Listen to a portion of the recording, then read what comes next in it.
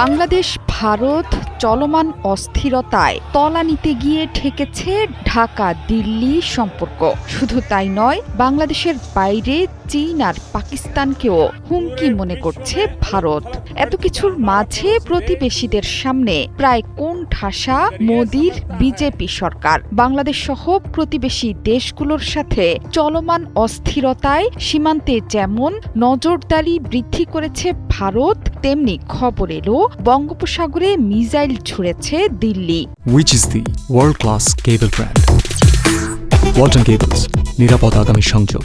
ভারতীয় গণমাধ্যমগুলো বলছে এর মাধ্যমে সামুদ্রিক প্রতিরক্ষা শক্তি মজবুতের পথে আরও এক ধাপ এগিয়ে গেল দেশটি। পারমাণবিক শক্তি চালিত সাবমেরিন থেকে একটি মাঝারি পাল্লার ব্যালিস্টিক মিসাইলের সফল পরীক্ষা চালিয়েছে মোদি সরকার। প্রায় ৩,৫০০ কিলোমিটার পাল্লার মিসাইলটি ভারতের অত্যাধুনিক পারমাণবিক শক্তিচালিত সাবমেরিন INS আরিঘাত থেকে উৎক্ষেপণ করা হয়। স্থানীয় সময় গত মঙ্গলবার বঙ্গোপসাগরে দেশটির সাবমেরিন INS আরিঘাত থেকে KA-4 মিসাইল ছোড়া হয়েছে।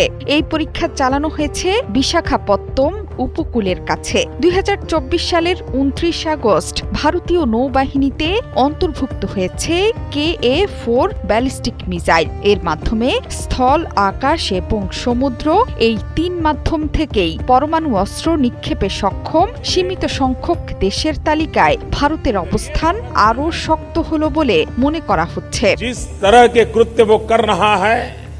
সাম্প্রতিক বছরগুলোতে বিভিন্ন পাল্লার মিসাইল পরীক্ষা চালিয়ে নিজেদের সামরিক সক্ষমতা জোরদার করছে ভারত। এটি ছিল K-4 মিসাইলের দ্বিতীয় পরীক্ষা। গত বছর প্রথমবারের মতো INS আরিঘাত থেকে চালানো হয়েছে মিসাইলের পরীক্ষা। ধারাবাহিক এই সাফল্য K-4 মিসাইল ব্যবস্থাকে পুরো অপারেশনাল প্রস্তুতির কাছাকাছি নিয়ে এলো বলে মনে করছেন প্রতিরক্ষা বিশেষজ্ঞরা।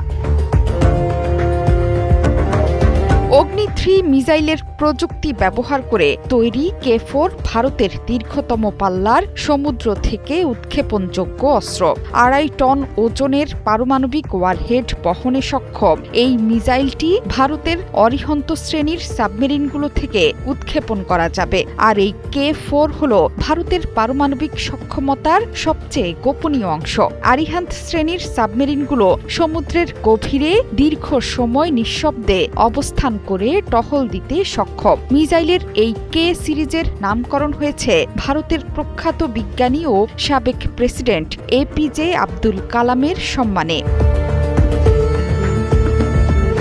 ভারত এমন এক সময়ে এই মিসাইলের পরীক্ষা চালালো যখন ময়মনসিংহে দীপু চন্দ্র দাস হত্যায় উত্তাল ভারত। তবে ভারতেও ঘটেছে ভয়ঙ্কর এক ঘটনা। দেশটির ওড়িশা রাজ্যে বুধবার রাতে বাংলাদেশি সন্দেহে পিটিয়ে হত্যা করা হয়েছে পশ্চিমবঙ্গের এক মুসলিম নির্মাণ শ্রমিককে। তার 2 সহকর্মীও পিটুনির শিকার হয়ে এখন হাসপাতালে ভর্তি আছেন। এই ঘটনায় গ্রেপ্তার হয়েছেন 6 জন। জোহরা চৌধুরী সেতু, ৭১।